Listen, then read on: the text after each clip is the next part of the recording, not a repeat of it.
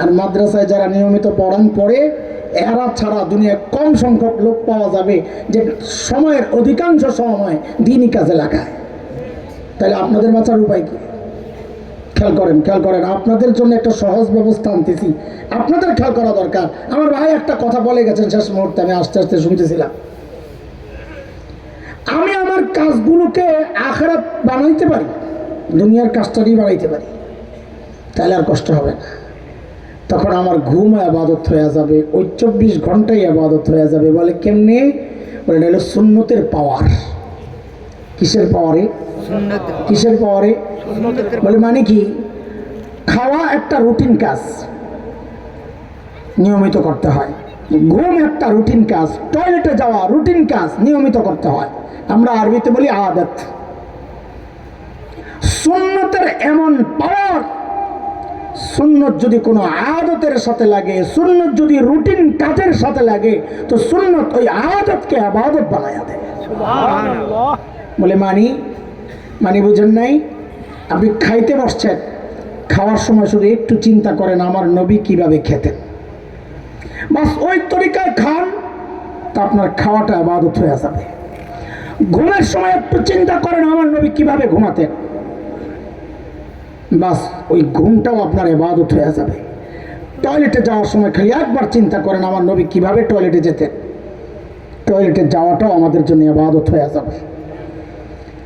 তা আমরা চাইলে আমাদের স্বাভাবিক রুটিন কাজগুলোকে আখিরাতের কাজ বানাইতে পারি, কিন্তু শর্ত হইল ওই কাজটাকে সুন্নত দিয়ে সাজাইতে হবে। পারবো না ইনশাআল্লাহ? হ্যাঁ, আরেকটা মজার কথা বলি আপনাদেরকে।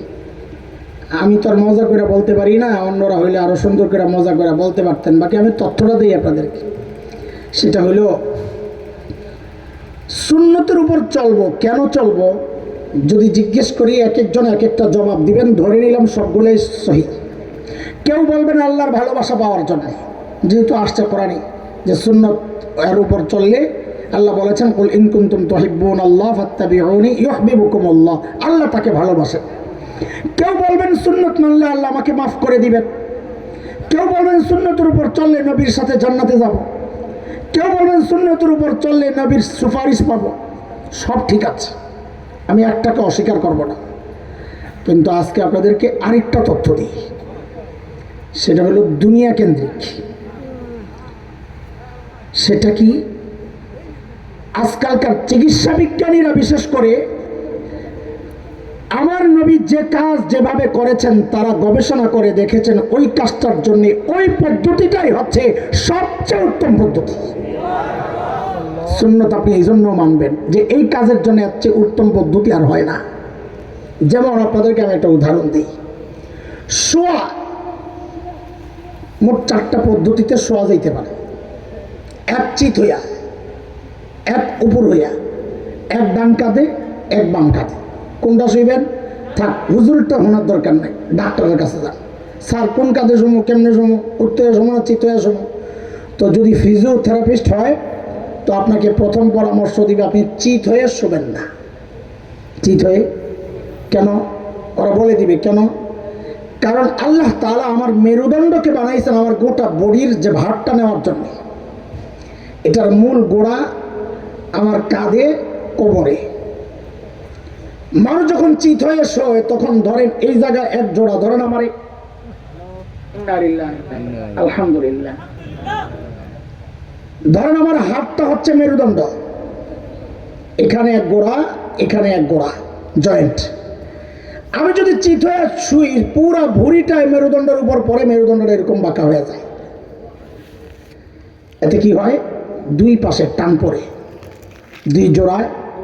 ওইটাই ফিজিওথেরাপিস্টরা বলে এই যে মানুষের ব্যাক পেইন হয়, ঘাড়ে কোমরে ব্যথা হয়, যে এর অধিকাংশ কারণ হচ্ছে শোয়ার সমস্যা, মানুষ চিত হয়ে শোয়। তাহলে ওরা বলে যে না, আপনারা চিত হয়ে শোবেন না। 3টার কয়টা বাদ গেল রে? 4টার একটা বাদ গেল, আর রইল কয়টা?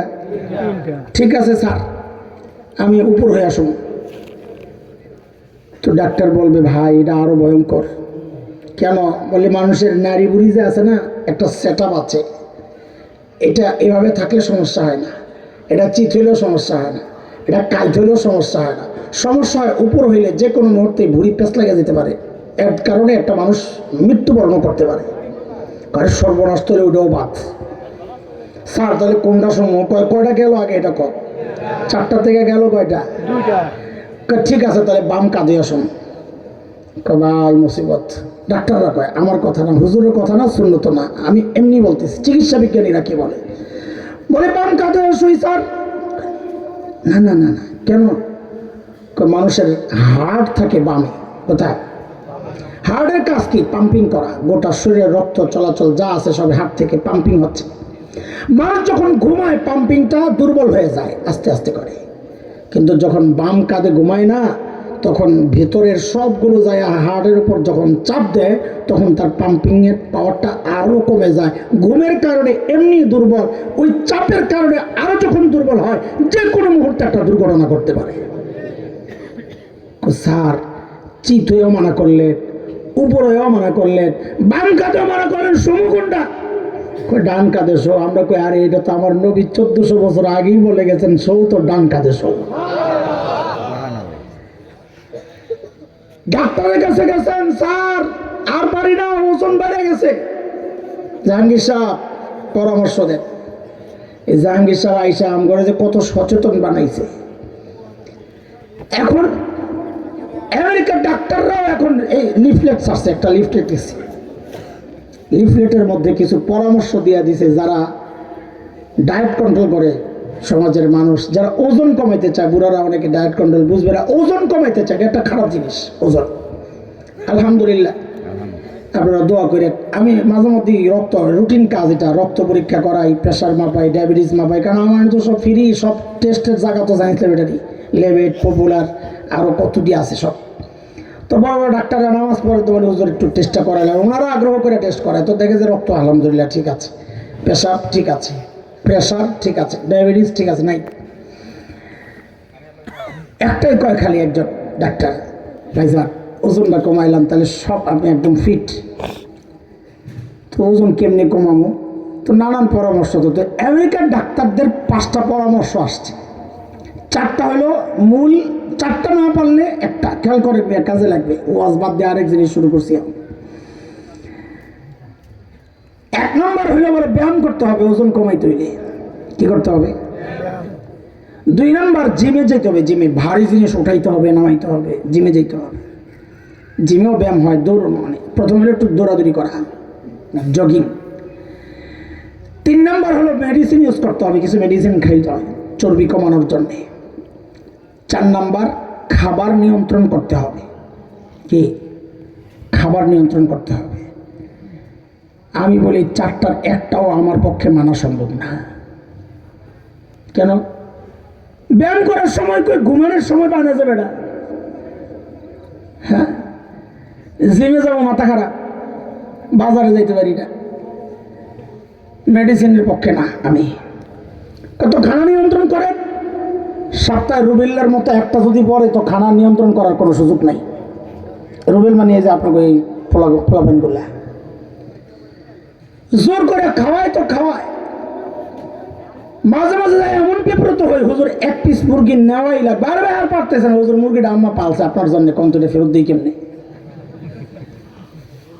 খাওয়া নিয়ন্ত্রণ করা আমার, আমি কম খাই আলহামদুলিল্লাহ, চেষ্টা করি। আজকেও 1.5টা রুটি খাইছি, এমনই খাইছি, দুপুরে ভাত খাইছি 1 মুঠ, এমনই। ওই আবে যাবে এত যায় আর ভাত খামো কোথেকে? তো আমার পক্ষে 4টার একটাও সম্ভব। তো আমেরিকার ডাক্তাররা একটা কথা বলেছেন, এটা হলো বিষয়, কেউ যদি 4টা ফলো করতে না পারে সে যেন 5টা ফলো করে। তাহলে কি সেটা? বলে সে যেন ধীরে ধীরে খায়, ভালো করে চাবাইয়া খায়। বলে ধীরে ধীরে খায়, ভালো করে।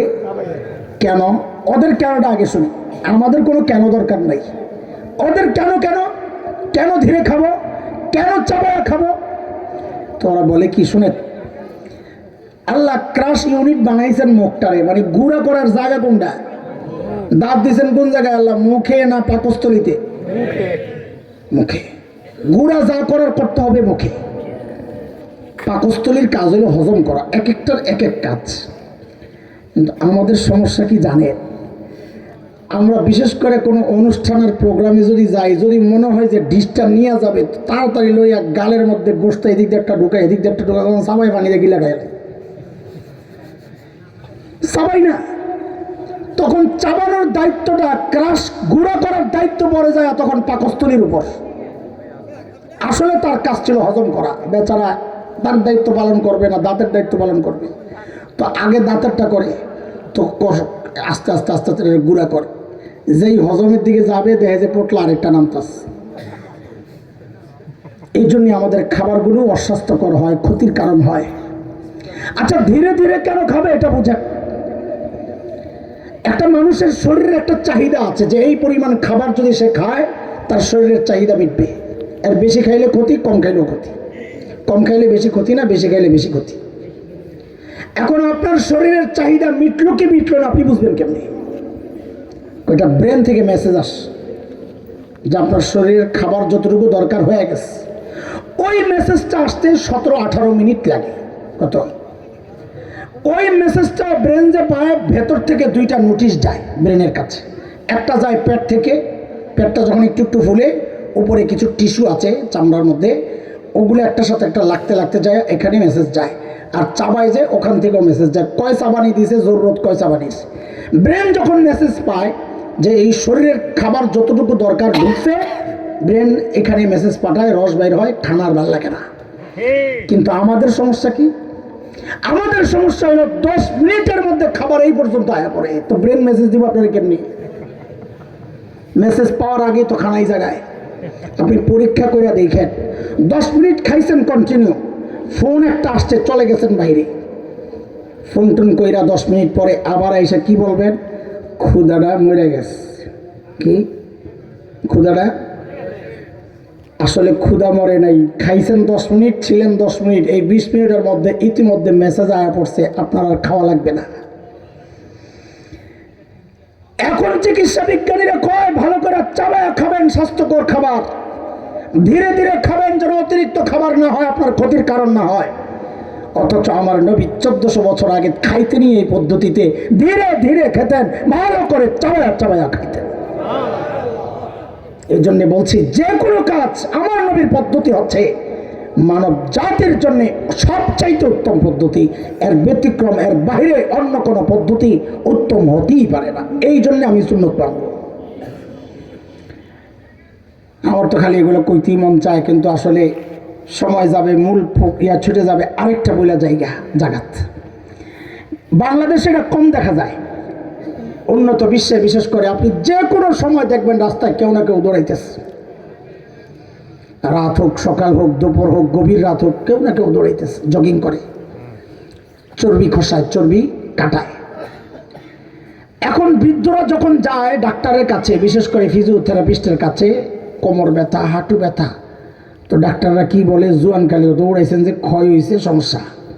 তো এখন ওরা পরামর্শ দেয় যে খুব স্পিডে না দৌড়ানো। যারা অ্যাথলেট, যারা সারাদিন সবসময় দৌড়ায়, খেলাধুলা করে, বয়স হইলে এগুলো ওদের ব্যথা করবেই, ক্ষয় হয়েছে।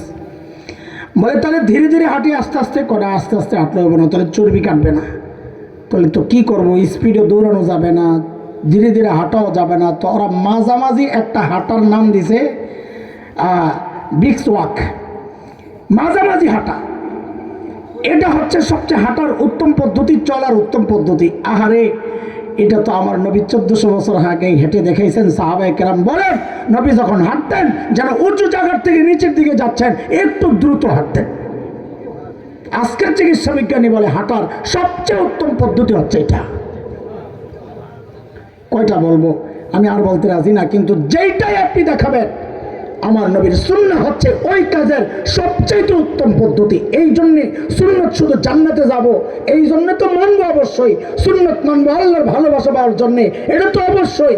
সুন্নত মানবো দুনিয়ায় সুস্থ থাকার জন্যেও। ঠিক আছে কথা? এটা হচ্ছে আমাদের একটা মৌলিক ভুল, যে আমরা টার্গেট বানাইছি দুনিয়া, যার কারণে আমার চুল কাটিং করি আমি ওদের স্টাইলে, আমার নবীর স্টাইলে আমি চুল কাটিং করি না। টার্গেট বানাইছি দুনিয়া, জামা পরি ওদের কাটিংয়ে, এই জন্যে আমি কেন আখিরাতকে টার্গেট বানাই নাই। আমি পোড়া কপাল, এমন সুন্নত থাকতে আমি এদিক ওদিক তাকাই। একটা ছোট্ট উদাহরণ দিই ফাঁকে দিয়ে, তো আপনাদের জিনিসটা বেশি ভালো বুঝে আসবে ইনশাল্লাহ। উদাহরণ ছাড়া জিনিস বুঝে আসে না। আসছে আপনাকে মাদারীপুর শিবচর, শিবচর বসে নেই, শিবচরে আইসে একজনে বিয়া করতে। আসার সময় ওই যে জ্যামে আটকাইছিল এক জায়গায়, আস্তে আস্তে বলাবেন জোয়ান বলাবেন তোরা ভালো করে শোন। আসার সময় আস্তে আস্তে জ্যামে আটকায় বাড়িতে এখানে আসছে আসরের ওয়াক্ত। কোন সময়? আসরের আজান দিয়া লিস। তো শ্বশুর মশাই কাজী সাহেবরে বলে কি, কাজী সাহেব বিয়া শাদি পরে হইব, আগদ পরে হইব, খাওয়ান দাওয়ান দিয়া লাই, আমারই তো জামাই, নাইলে এই বেড়া আজীবন খোটা দিবে। তোকে বাড়িতে গেছিলাম, তোর বাপে আমার প্রথম দিনই বাসি খানা খাওয়াইছে, যৌতুক চাওয়ার একটা রাস্তা পাইব হয়। আচ্ছা বলেন তো, বিয়া ছাড়া এমন খানার আয়োজন হয় কি হয় না? কথা বলেন, আরে হয় না, হয় না? এখন জামাইয়ের সামনে বিশাল ডিশ, আস্তা মুরগি, আস্তা খাসি, নানান কাবাব টাবাব দিয়া সাজায়া। মেয়ের বাড়িতে সেরা মেহমান কে বলেন তো আগে? কে? বলবেন কথা কে? জামাই। জামাই। খাবার সেরাটা দেয় কার সামনে? কার সামনে? তো সেরা মেহমানের সামনে সেরা খাবার। জামাই আবার স্মার্ট, ঠিক স্মার্ট বুঝে, এক একজনের জন্য স্মার্ট এক একটা। জামাই স্মার্ট মানে আগে বুড়ারা বিয়ে করতে গেছে, দূরের থেকে জামাই দেখলে চিনা গেছে ওটা জামাই। কেন? জামাই রুমাল টুমাল দিয়ে শরমে মেরেছে। আর এখন দূরের থেকে জামাই চিনা যায় না, কারণ ওই বেহায়া স্মার্ট তো খালি এদিক ওদিক তাকায়, যেন বোনাস খোঁজে। আর বেশি আসিস না। আল্লাহ আল্লাহ আল্লাহ। স্মার্ট জামাইয়ের সামনে সেরা মেহমান, যুবক ভালো করে খেয়াল কর, সেরা মেহমানের সামনে সেরা খাবার, কিন্তু তার মনোযোগ এই সেরা খাবারের দিকে নাই। সে তাকায় আছে প্যান্ডেলের বাহিরে একটা ময়লা রাখার জায়গা, ভাণ্ড পাত্র, টুকরি, খাড়ি, কি বলে? খাড়ি বলে না, টুকরি বলে না, কি বলে? আচ্ছা, একটা ভাণ্ড রাখা। ডেকোরেটরওয়ালারা বাচ্চারা পোলাও টোলাও খাইছে, নাকের শ্লেষা মেশা লাগানো ওই আঠালো পোলাওগুলো, নষ্ট পোলাও নিয়ে ফেলাইছে, রান গোস্ত নষ্ট টাইনা টুইনা হাড্ডি নিয়ে ফেলাইছে, লেবু চিপ্পা রস খায়া ছিলকা নিয়ে ফেলাইছে। স্মার্ট জামাই তাকায় রয়েছে ওই ভাণ্ডের দিকে। কতক্ষণ পরে গর্বের সাথে লাভ দিয়ে উঠছে, ওইটা যাইয়া ওই ভাণ্ডের সামনে বসছে।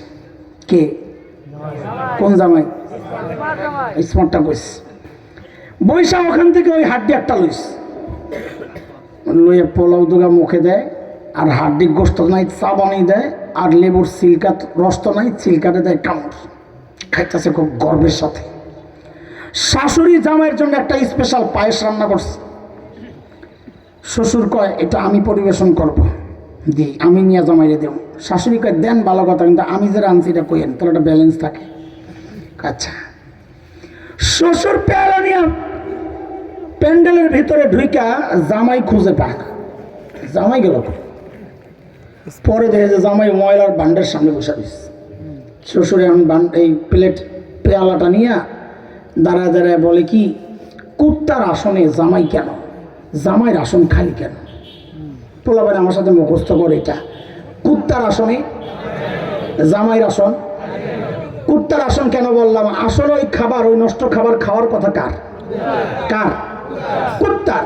তো শ্বশুর বলে কুত্তার আসনে জামাই কেন? জামাইয়ের আসন খালি কেন? ঘটককে ডাক দিছে, মিয়া ভাই দিকে আপনারা কইলেন জামাই বলে স্মার্ট, ভেরি স্মার্ট, তোর ভেরি ছুড়ে যাচ্ছে। ঘটক নিয়ে বাইন্দা লাগাইছে পিঠা। আচ্ছা আপনারা কোন এই বেটার কাছে কেউ মাইয়া দিব? দিব কেন? এই বেটা সুস্থ না পাগল? আরো জোরে কোন, চিল্লায় কোন, একসাথে কোন। বুড়ারা চুপ থাকেন, জুয়ানরা একসাথে বলতো এটা সুস্থ না পাগল। তাইলে তো দেখি মজলিসও পাগলের অভাব নাই। কেন কেন কেন? ওই যে জামাই ছিল শ্রেষ্ঠ মেহমান, তার সামনে ছিল শ্রেষ্ঠ খাবার, মেহমানদারি। এই দুনিয়ার জন্য তুমি আর আমি হচ্ছি খায়রু উম্মাহ, শ্রেষ্ঠ উম্মত। শ্রেষ্ঠ উম্মতের সামনে শ্রেষ্ঠ নবীর শ্রেষ্ঠ আখলাক আর সুন্নাহ। তুমি জামাই রেগুলা ভালো লাগে না, স্মার্টগিরি দেখাও, তোমার ভাল লাগে ওই হিন্দু মুশরিক ইহুদি নাসারা ওই ময়লা আবর্জনা তোমার ভাল লাগে, তুমিও সুস্থ না। সুন্নতের বাহিরে যেগুলা চলে, দাড়ি কাইটা ওদের মতো চেহারা বানায়, চুল বানায় ওদের মতো, পোশাক ওদের মতো, নবীর আখলাক, নবীর চরিত্র, নবীর সুরত যার ভাল লাগে না, বলতে হবে ওটা স্মার্ট না, ওটা আস্তে একটা পাগল। লাগছে না? কয় লাগছে। লাগানোর জন্য বলি না, আফসোস লাগাইতে বলি। আল্লাহ আমাদের সবাইকে হেদায়েত দান করে, আমিন। সুন্নতের জিন্দেগি দান করে, আমিন। সুন্নত শুধু নাজাতের জন্যই মানবো তা না, ওইটা মাথায় ঢুকাও, সুন্নতের মধ্যেই আমার দুনিয়ারও শান্তি, সুন্নতের জন্য আখিরাতেও মুক্তি। আলহামদুলিল্লাহ, আল্লাহ তুমি তৌফিক দাও, আমিন। বলছিলাম আমাদের মৌলিক ভুল তিনটা। এক নম্বর ভুল, টার্গেটের ভুল। আমি সহ প্রায় সবাই আমরা টার্গেট বানাইছি দুনিয়া, অথচ টার্গেট বানানোর কথা জোরে বলেন না। আমাদের মৌলিক ভুল 2 নম্বর ভুল। 2 নম্বর ভুলটা একটু বুঝালো, না বুঝলে মাথায় আগে ঢুকান। আমাদের নবী দুনিয়ায় আসার পর সাল্লাল্লাহু আলাইহি ওয়াসাল্লাম পড়েন না, দুনিয়ায় আসার আগে যত দার্শনিক ছিল দুনিয়ার সমস্ত দার্শনিকের বক্তব্য ছিল মানুষকে নিয়ন্ত্রণ করে তার ব্রেন। কে কে? ব্রেন। সর্বপ্রথম আমাদের নবী উম্মি নবী ঘোষণা দিলেন যে না, মানুষকে তার ব্রেন না, মানুষকে নিয়ন্ত্রণ করে তার হার্ট। কে? হার্ট। নবী ঘোষণা দিলেন।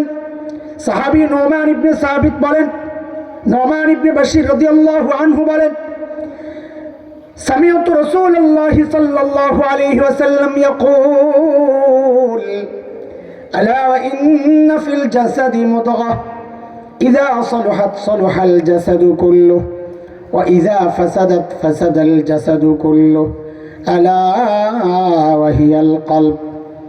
এরা আমার উম্মত, মানব দেহের মধ্যে একটা গোশতের টুকরা আছে, ওই টুকরা গোশতটা যদি ঠিক হয়ে যায় গোটা বডির আমল ঠিক। আর ওই জায়গায় পচন ধরলে বাহিরের আমলের কোনো মূল্য আল্লাহর কাছে নাই। ভাব অর্থ করলাম, হুজুররা ভুল ধরেন না। নবী বলেন হার্ট হলো আসল, কিন্তু এই সমাজ আমি সহ আমরা অধিকাংশ মানুষ মেহনত করার দরকার হার্টে, আমরা অধিকাংশ মানুষ মেহনত করতেছি বাহিরে বস্তুতে, ব্রেনে। বাচ্চাদের স্কিল ডেভেলপমেন্টের নামে তার ব্রেন মজবুত করার জন্যে কম্পিউটার শেখাচ্ছি, ইংরেজি শেখাচ্ছি, ওই ভাষা শেখাচ্ছি, এইটা শেখাচ্ছি, ওইটা শেখাচ্ছি, কিন্তু একজন হার্টের ডাক্তার আলেমের কাছে আইনা বলি না আমার বাচ্চাটার হার্টটা যেন ভালো থাকে, দিলটা যেন ভালো থাকে, কলবটা যেন ভালো থাকে, আপনি একটু তারা আমল শিখাইয়া দেন। এই কাজটা আমরা অধিকাংশই করি না, আমাদের মৌলিক সমস্যা। এতে করে সমাজ, শান্তির সমাজ বানানোর যে প্রক্রিয়া, কাজ হচ্ছে না, হবেও না। কেন? কেন জবাব দিচ্ছি ইনশাআল্লাহ। 2টা উদাহরণ দিই, একটা সমাজ বাস্তবতায় আর একটা কোরআন থেকে। কোরআন একটা আগে শোনেন, খেয়াল করেন। হযরত আদমের 2 ছেলে ছিল, কি নাম?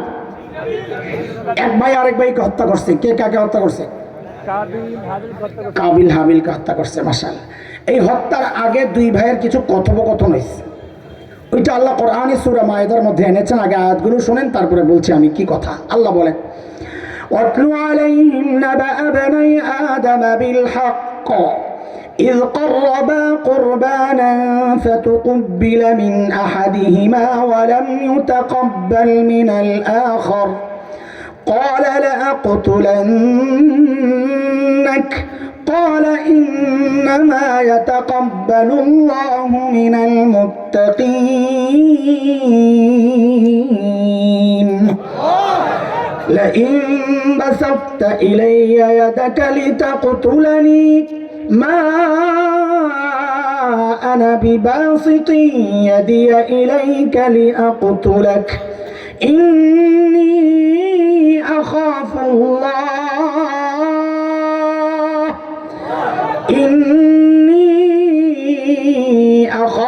الله رب العالمين।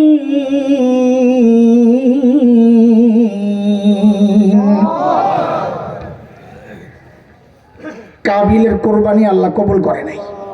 বিয়ে শাদী নিয়ে ঝামেলা হয়েছে, আকলিমা বোনকে নিয়ে, আমি ওই গল্পে গেলে দেরি হয়ে যাবে।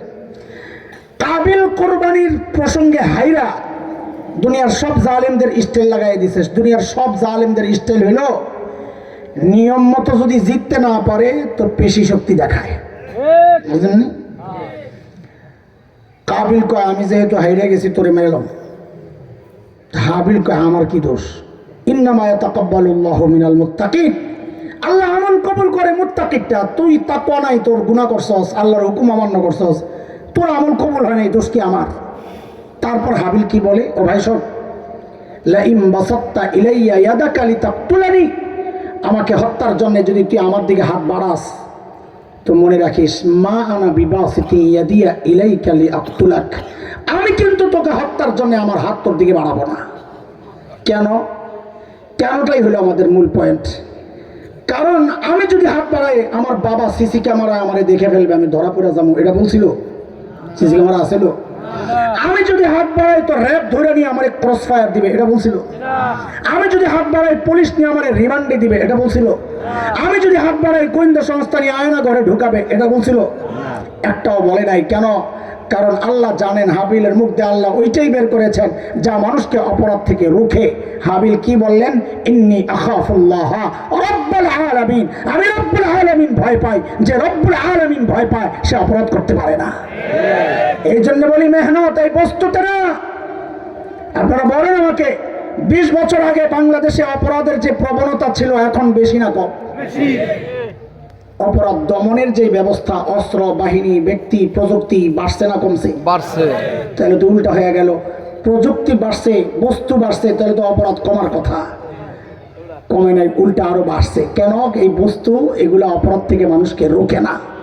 এটার একটা প্রমাণ শুনেন, ধর্ষণ এক ভয়ঙ্কর অপরাধ, তাই কিনা? যদি প্রযুক্তিতে কেউ, প্রযুক্তির কারণে যদি মানুষ অপরাধ থেকে বিরত থাকতো তাহলে দুনিয়ার মধ্যে ধর্ষণ সবচাইতে কম হইতো যারা প্রযুক্তিতে সেরা। অথচ ঘটনা উল্টা। গত কয়েক বছর আগে জাতিসংঘ একটা জরিপ চালাইছে। সেই জরিপের ফলাফল হচ্ছে, ফলাফল শুনলে অবাক হবেন, জাতিসংঘ না চালায় যেটা গোপন রাখতো তো মানুষ মনে করতো হেফাজতে ইসলামের জরিপ, মোল্লাগো জরিপ, এরা ইচ্ছা করে কাম করছে। জরিপটা চালাইছে কারা? মুসলমানদের শত্রু না পক্ষের না বিপক্ষের? জাতিসংঘের জরিপে 10টা শীর্ষ দেশের নাম আসছে ধর্ষণের শীর্ষে। এর মধ্যে 1 নম্বর হয়ে আমেরিকা। কে? আপনাদেরকে জিজ্ঞেস করে ওরা প্রযুক্তিতে উন্নত না অনুন্নত? বোঝা গেল প্রযুক্তি মানুষকে অপরাধ থেকে আটকায় না। 2 নম্বর সাউথ আফ্রিকা, প্রযুক্তিতে উন্নত। 3 নম্বর সুইডেন, প্রযুক্তিতে উন্নত। 4 নম্বর আপনাকে দাদারা, ভারত। কে? দাদারা। দলের নাম কোন, কেন দেশের নামই কোন না। দাদারা প্রতি 22 মিনিটে একটা মেয়ে সেখানে ধর্ষিত হয়। শুধু তাই না, ওদের রুচিরও সমস্যা। 80 বছরের বুড়ি গেছিল তাজমহল দেখতে, বেডির তাজমহল দেখা সব মিটাই দিছে ওরা। এগুলো রুচির অবস্থা।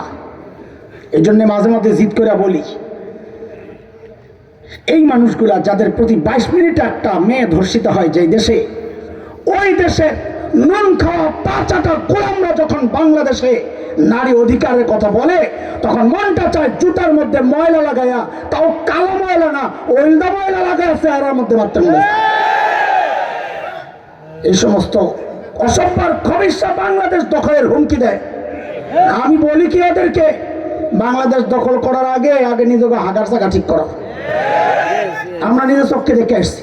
দেওবন্দ যখন যাচ্ছিলাম ট্রেনের মধ্যে বসা, সকালে উঠছি, ঘুম টুম ভাঙছে, ওই বোতলটা দেখ না, খুলেন না দেখানোর জন্যে। ট্রেন থেকে জানালার কাছে আয় তাড়াতাড়ি মুখ সরাইছে, আল্লাহ কি দেখলাম, দেখেছি রেল লাইনের পাশে লাইন ধরে জুয়ান বুড়া বেড়া বেড়ি ফোলাবাইন যা আছে বোতল একটা হাতে লইয়া শরমের কথা মাথায় কাপড় দিয়া পিছন দিয়া খোলা বয়ে রয়েছে। কি করে ওরকম আমার দেশ বলে দখল করবে? যাদের সামাজিক অবস্থায় মানসিক সমস্যা, যাদের আরেক দেশ দখল করার মতো মানসিক শক্তি তাদের থাকার কথা না। ওই জন্য দেখি বর্ডারে একটা খালি এমন করে পিছন দিয়ে 2টা টানে।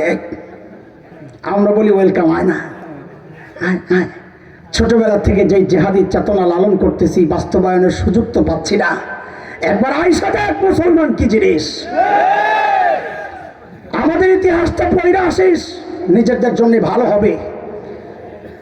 আমাদের ইতিহাস হচ্ছে, বিশেষ করে ওলামায়ে দেওবন্দের ইতিহাস হচ্ছে, আমাদের রক্ত যখন এই উপমহাদেশের জমিন স্পর্শ করেছিল, ব্রিটিশ লাল কুত্তারা পালাতে বাধ্য হয়েছিল। ওলামায়ে দেওবন্দের রক্ত যখন আফগানিস্তানের জমিন স্পর্শ করেছে, রাশিয়ার সব ভল্লুকেরা পালাতে বাধ্য হয়েছিল। সাম্প্রতিককালে তালেবানের শরীর হয়ে যখন সেই আলেমদের রক্ত আফগানের জমিন স্পর্শ করেছে, তখন আমেরিকা ন্যাটো কুত্তার মতো পালাতে বাধ্য হয়েছে। তাদের রোহানি সন্তান আমরা তাদের আদর্শ লালন করি। শাইখুল হিন্দের যিনি বলেছিলেন, শরীর থেকে কল্লা আলাদা করা যাবে, সিনা থেকে কোরআনকে আলাদা করতে পারবি না। আমরা তাদের সন্তান। শাহাদাত আমাদের জীবনের লক্ষ্য। যাদের জীবনের লক্ষ্য শাহাদাত, তাদেরকে হুমকি দিও না, ধরা পড়ে যাবা। একবার শুধু আইসা দেখো, আল্লাহর কসম, তোদের পূর্বপুরুষরা তো পালাতে পেরেছিল। আমার দেশ যদি, সার্বভৌমত্ব যদি হুমকির মুখে পড়ে, শুধু ওদেরকে না, এদেশীয় দালালকে একটা পালাতে দেওয়া হবে না। পালাতে দেওয়া।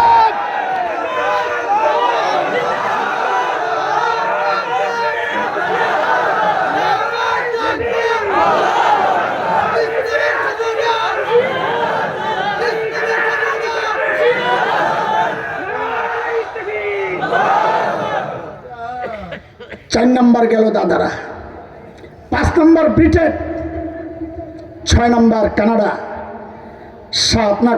8 নম্বরে 6 France, 7 Spain, Germany, 8 Canada, 9 Sri Lanka, 10 নম্বর একটা দেশ শুধু মুসলমান আছে, ইসলাম নাই, ইথিওপিয়া, নবী যুগের হাবশা, লোহিত সাগরের পশ্চিম পার। এই হলো প্রযুক্তিতে উন্নত দেশের রিপোর্ট। এর একটা উল্টা চিত্র আপনাদেরকে শোনাই। ব্রিটেনের এক ট্যুর কোম্পানি, নাম হচ্ছে ইনশিওর মাই ট্রিপ, তারা সারা দেশের শহরে জরিপ চালাইছে। কিসের জরিপ? যে নারীরা সবচেয়ে নিরাপদে ভ্রমণ করতে পারে কোন দেশ, কোন শহর। অগ্রিম একটা আল্লাহু আকবার চিৎকার দিয়ে বলে, শোনার পরে আরেকবার বললেন। ওরা জরিপের ফলাফল প্রকাশ করেছে, সারা দুনিয়ার মধ্যে মেয়েদের একা একা ভ্রমণের জন্য সবচাইতে নিরাপদ যেই শহর, সেই শহরের নাম হচ্ছে মদিনাতুর রাসূল সাল্লাল্লাহু আলাইহি ওয়াসাল্লাম। প্রযুক্তিতে উন্নতির কারণে না, ওই জায়গায় যায়, ওখানে যারা যায় ওদের কলবে মেহনত হয়েছে। সেই জন্য আমরা বলি, বাংলাদেশ থেকে যদি সন্ত্রাস দমন করতে হয়, দুর্নীতি দমন করতে হয়, এই রেপ, এই প্রযুক্তি, এই দুটো, এগুলো দিয়ে কাম হবে না। সারা দুনিয়ায় মুসলমানদের মাথায় ইজ্জতের মুকুট পরাইছেন যেই তালেবানরা, ওদের মতো আমর বিল মারুফ নাহি আনিল মুনকার মন্ত্রণালয় খোলা, বাংলাদেশে আলেমদের নেতৃত্বে এইরকম একটা মন্ত্রণালয় যদি খোলা যায়, যারা মানুষকে হেদায়েতের কথা শোনাবে, খারাপ কাজ থেকে বিরত রাখবে, আল্লাহর কসম খায়া বলি, এমন মন্ত্রণালয় খুললে দুদক বিলুপ্ত করতে হবে, করতে বাধ্য হবেন, র্যাব বিলুপ্ত করতে বাধ্য হবেন। কারণ তখন অপরাধী থাকবে না, তা তো করবেন না, বরং উল্টা সুযোগ পাইলে আলেমকে নিয়ে জেলখানায় ঢুকাবেন। তো দুর্নীতি দমন হবে কোত্থেকে? সমস্যা কোথায়? সমস্যা কলবে। এই জন্য নবী বলেন, কলবে মেহনত করো। এটা আমাদের আরেকটা মৌলিক ভুল। আমরা কলবে মেহনত বাদ দিয়া বস্তুর মেহনতে চলে গেছি। কথা বুঝতেছেন আপনারা? কয়টা মৌলিক ভুল গেল? 2টা। একটা টার্গেটের ভুল, আরেকটা মেহনতের ভুল। মেহনতের আরেকটা ভুল বলে আমি শেষ করবো। হয়তো বা আমাদের প্রিয় ভাই মুফতি আরিফ বিন হাবিব হাফিজাহুল্লাহ হয়তো চলে আসছেন, কিছুক্ষণের মধ্যে চলে আসবেন ইনশাআল্লাহ। আসলে আমি ছেড়ে দেব। আরেকটা মৌলিক ভুল আমাদের, আমার টুপিটা লাল না কালা? মাশাআল্লাহ, চোখ তো ভালোই আছে, দেখা যায়। আমারও খারাপ না একেবারে। ওই যে পিছনে যে পোলাটা দাঁড়া রয়েছে মুখে হাত দিয়া, তুই মুখে হাতটা রাখো, আমি তো দেখাইতে। ওর গায়ে আকাশি কালো গেঞ্জি বা নীল হইতে পারে, বুকের মধ্যে সাদা লেখা, ঠিক আছে? তো আমার চোখও ঠিক আছে না? আচ্ছা, এই যে আমরা একজন আরেকজনের বাহিরটা দেখলাম, আমরা যে খেয়াল করেন, সূক্ষ্ম কথা, আমরা যে আরেকজনের বাহিরটা দেখলাম, আমরা আমাদের ভিতরটাও কি জানি? কলবে কার কি আছে জানি? আজকে আপনারা কি আমল করছেন আমি জানি। তো ঘোড়ার ডিমের পিসাব হয়েছি, পিসাবরা বলে সব করে দেয়, এই পিস চলবো না। এইটা জানেন কি? আল্লাহর নবী বলেন, ইন্নাল্লাহা লা ইয়ানজুরু ইলা সুওয়ারিকুম ওয়া ইলা আমওয়ালিকুম ওয়ালাকিন ইয়ানজুরু ইলা কুলুবিকুম ওয়া আমালিকুম। আল্লাহ আমার কার সুরত কত সুন্দর, কার চেহারা কত সুন্দর, কার মাল কত আছে, আল্লাহ এটা দেখেন না। আল্লাহ দেখেন কার কলবের কি অবস্থা, আল্লাহ দেখেন কার আমলের কি অবস্থা। এটা হইল আমাদের আরেকটা মৌলিক সমস্যা। বলে কি? বলে মাখলুক যা বাহির দেখে সেই বাহির পরিপাটি করতে আমরা সবাই ব্যস্ত। চেহারায় ময়লা লাগে ধোয়ার জন্য ব্যস্ত হয়ে যায়, জামায় ময়লা লাগে ধোয়ার জন্য ব্যস্ত হয়ে যায়। মাখলুক যা দেখে তা পরিষ্কার রাখতে ব্যস্ত, অথচ খালেক যা দেখেন সেই কলবটা গুনাহ করে করে ময়লা হয়ে থাকে, ধুইতে কারো মন চায় না। এটা আমাদের আরেকটা সমস্যা, মৌলিক সমস্যা। মাখলুক যা দেখে, আমি মাঝে মধ্যে নিজেকে ধিক্কার দিই, আরে এটা তুই তো জালিম, কারণ তোর কাছে তোর কলবের চেয়ে তোর জুতার মূল্য বেশি। কলবের চেয়ে জুতার মূল্য বেশি। কেন? কারণ জুতায় ময়লা লাগতে ধুইতে অস্থির হয়ে যায়, অথচ কলবটা গুনাহ করে করে ময়লা হয়ে আছে। এক ফোঁটা চোখের পানি ফালাইয়া কলবটা ধোয়ার মতো চিন্তা আমাদের আসে না। এটা আমাদের মৌলিক আরেকটা সমস্যা। আপনি নিজেই বলেন, আজকে মুখটা কয়বার ধুইছেন? একটু চোখের পানি ফালাইয়া কলবটারে কয়বার ধুইছেন? আচ্ছা আজকে বাদ দিলাম, 1 মাসের মধ্যে কয়বার মুখ ধুইছেন, কয়বার কলব ধুইছেন বলেন? আমি তো 1 নম্বর আসামি, আমি শুরুতে স্বীকার করছি, মনে আছে না? কাজে আমারে খোঁচায় লাভ না, আমি 1 নম্বর আসামি। আপনারাও তো ভালো মানুষ, কিন্তু সবাইকে আমার মতোই মুখ ধোয়া হয়েছে বেশি না কলব ধোয়া হয়েছে বেশি? মুখ ধোয়া হয়েছে বেশি। জামা ধোয়া হয়েছে বেশি না কলব ধোয়া হয়েছে বেশি? চুল পরিপাটি করছেন না আলেমের কাছে যায় সেজদাটা শিখছেন? তার মানে মাখলুক যা দেখে ওইটারে সাজাইতে আমরা ব্যস্ত, খালেক যা দেখেন ওইটা নিয়ে আমাদের গাফিলতি, কারো ওইটা নিয়ে কোনো টেনশন নাই। এখানে সাহাবীদের সাথে আমাদের আরেকটা পার্থক্য। আমি ছোট্ট একটা গল্প শোনায় শেষ করব। আল্লাহর নবীর এক প্রিয় সাহাবী হযরত মুসআব ইবনে উমাইর। আলেমরা বললেন না, আলেমরা জবাব দিয়েন না, সাধারণরা বলেন তো কি নাম কইছি? 1-2 জন মনে দাওয়াত তাবলীগের মেহনতের সাথে জড়াই আছে, কইয়া লাইছে, আর বাকি সব চুপ। আচ্ছা আমার একটা নাম দরকার এই মুহূর্তে, আপনারা কারো জানা থাকলে। ওই যে ভারতে ক্রিকেট খেলে যে অধিনায়ক কয়, ক্যাপ্টেন না, এই না, এটা না, আরেকটা আরো আগের ঠিক না রে বাড়া, এটি তো কাছাকাছি, মিলতেছে না একটাও। আর একটু পিছনে যাও, না না আরো আগের, না না না আরো আগের, আরো আগের, মিলে না তো, আরেকটু আগের। কারবারটা দেখেন, ভারতের দলের ক্যাপ্টেন সিরিয়ালের 8-10টা বইয়া রয়েছেন, নবীর সাহাবী ছিলেন না। দেখেন কারবার, পোড়া কপাল। যাদের রক্তের পিচ্ছিল রাস্তায় তুমি দিন পাইছো তাদেরকে চেনো না, আর শত্রু রাষ্ট্রের খেলোয়াড়দেরকে চেনো। শুধু তাই না, এমন পোড়া কপালও পাওয়া যাবে খালি খেলোয়াড় চেনে না, কার লগে পিরিত হেডারও চিনে, কার লগে ব্রেকআপ হয়েছে হেডাও চিনে, কার লগে গুঞ্জন চলতেছে ওইটাও চিনে। আর তো আগের এগুলো আমাদের জন্য একদম মুখস্থ আছে। তো বলতেছিলাম আল্লাহ নবীর সাহাবীর নাম কি? বেশি ধরা খায় গেছে আজকে, আমাকে মাফ করে দিস, থাক আর কোনো না। আল্লাহ নবীর সাহাবীর নাম হযরত মুসআব ইবনে উমাইর। আহারে মুসআব, যাকে বলা হতো ফাতা Mecca, hero of Mecca, smart boy, stylish পুরুষ, মক্কার সবচেয়ে সুদর্শন, সবচেয়ে সুন্দর, ফ্যাশনেবল, স্টাইলিশ পোশাকে নিজেকে সাজায় রাখতেন। মডেল পুরুষ, সবাই ফলো করে, নারী পুরুষ জোয়ান বুড়া সব তাকায় থাকে, আরে কি সুন্দর। দেখেন, মানুষ সুন্দর হওয়ার জন্য মৌলিকভাবে 3টা জিনিস একটা হইলেই চলে। এর মধ্যে একটা হইল টাকা পয়সা আছে অনেক, সুন্দর সুন্দর কাপড় পরে ভালো লাগে, সুন্দর লাগে। রুচি ভালো, কম দাম দিয়ে ফুটপাথ থেকে এমন একটা কিনা লাগছে নিজের লগে ম্যাচিং করে, দারুণ সুন্দর। কারণ থেকে কিনছিস, কত নিচে, কয় হাজার টাকা, ওটা ফুটপাথ থেকে 200 টাকা দিয়ে নিচ্ছে। এটা হলো রুচির ব্যাপার। কারো হচ্ছে চেহারা সুন্দর, যেটা গায়ে দেয় এটাই পরে। সালার শট গায়ে দিলে পোলাপান করবো, এটা মনে হয় নতুন ফ্যাশন আইছে। হ্যাঁ, হযরত মুসা